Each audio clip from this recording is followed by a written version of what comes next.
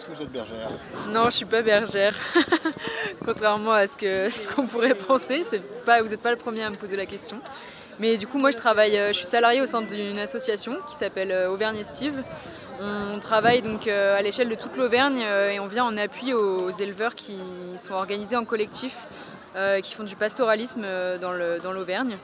Donc on vient en appui sur l'aménagement des parcelles pour favoriser le pâturage des animaux, type point d'abreuvement, clôture, piste d'accès.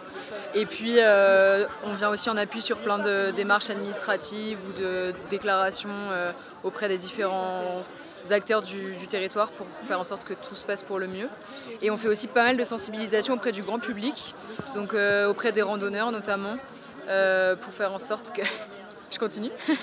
Pour faire en sorte que ça se passe au mieux quand les randonneurs croisent des troupeaux, qui sachent quels sont les bons réflexes à adopter, notamment face aux chiens de protection, donc face aux patous, face à quand eux-mêmes possèdent un chien, quand ils se baladent au milieu des troupeaux, voilà les choses à éviter pour éviter de se faire charger par un troupeau ou pour déranger le troupeau tout simplement. Et on fait de la sensibilisation aussi auprès des enfants avec le petit journal qui est là, du coup. Le Pasto, le petit journal des bergers. Vous pouvez le montrer? Oui, alors par exemple, celui-ci par exemple sur les chiens de protection, donc sur les patous. Celui-là il plaît bien aux enfants en général quand ça parle de chiens, donc ça permet de les sensibiliser à la thématique du pastoralisme au sens large. C'est assez bien fait, donc il y a voilà, des petites illustrations avec des petits jeux.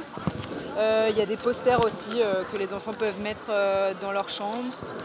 Qu'est-ce qu'on a d'autre?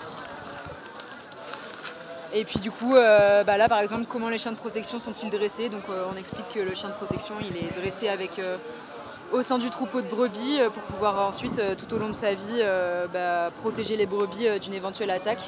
Et là, en l'occurrence, on explique aux petits randonneurs et aux petits bergers de comment il faut se comporter face à un chien de protection. Donc voilà, c'est la sensibilisation dès le plus jeune âge et pour les parents aussi au passage. Voilà.